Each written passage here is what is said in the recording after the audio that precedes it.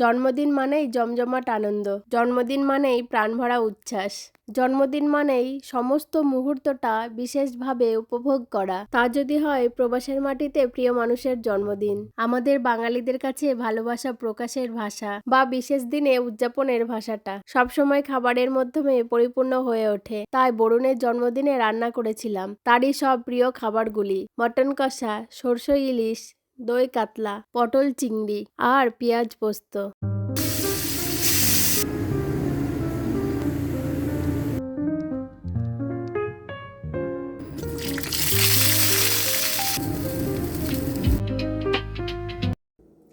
আজকে আবার গিয়েছিলাম গুলশান মার্কেটে। আজকে নিয়েছি কাতলা মাছ, ইলিশ মাছ, আর পেয়েছি খুব ছোট ছোট চিংড়ি মাছ, আর নিয়েছি তেঁতুল।